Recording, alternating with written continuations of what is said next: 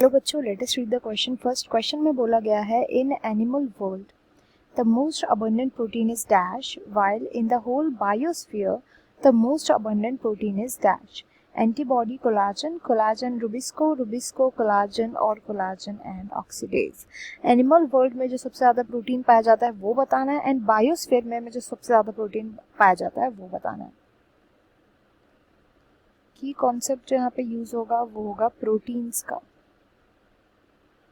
Proteins क्या होते हैं? ये बिल्डिंग ब्लॉक्स होते हैं।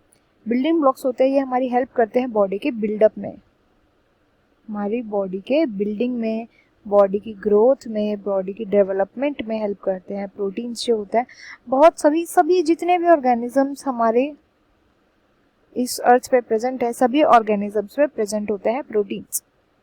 ये प्रोटीन्स बने किसके होते हैं? ये प्रोटीन्स बने होते हैं स्मॉलर यूनिट्स जिनको अमीनो एसिड बोला जाता है। अमीनो एसिड के बने हुए होते हैं ये प्रोटीन्स। अब बात करते हैं एनिमल वर्ल्ड में सबसे ज़्यादा अबंडेंट प्रोटीन है वो कौन सा है। तो एनिमल वर्ल्ड का जो सबसे अबंडेंट प्रोटीन है, एनिमल्स में जो सबसे ज़्यादा प्रोटीन पाया जाता है वो होता है कोलाजन। कोलाजन जो होता है एक टाइप ऑफ फाइबर है, ये एक टाइप ऑफ फाइबर। अब फाइबर जो होता है इसका फंक्शन क्या होता है? ये हेल्प करता है जो इंट्रासेलुलर ग्राउंड टिश्यू है उसको क्रिएट करने में।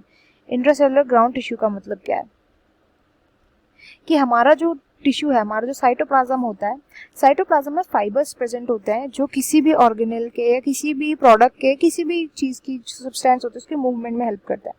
तो ये फाइबर्स जो होते हैं ये कोलाजन के ही फाइबर्स होते हैं जो मोस्टली ट्रांसपोर्टेशन में हेल्प करते हैं within the cell, transportation में हेल्प करते हैं।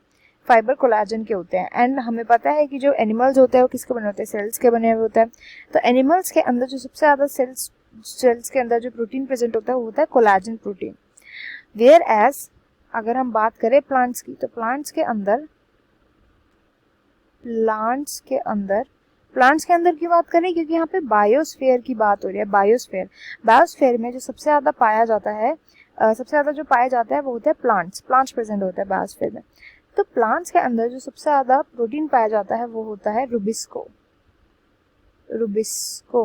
रुबिस्को जो होता है ये यूज़ किया जाता है at the time of Calvin cycle, and Calvin cycle में ये हेल्प करता है टू मेक शुगर सिंथेसिस में हेल्प कर with the help of carbon dioxide.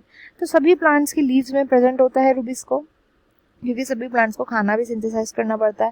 तो इस क्वेश्चन का राइट आंसर हो जाएगा option second, collagen and rubisco respectively. Whereas यहाँ पे एंटीबॉडीज जो बोली गई है, एंटीबॉडीज क्या होती है?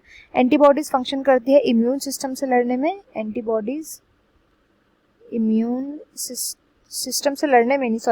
सिस्टम के साथ लड़ने में हेल्प करती है।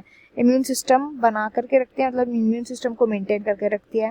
वेरस ऑक्सीडेज जो होता है ये ऑक्सीडेशन वाले जितने भी रिएक्शंस होते हैं इनको कैटेलाइज करने वाले एंजाइम को बोला जाता है। जितने भी एंजाइम्स होते हैं सभी को बोला जाता है ऑक्सीडेज।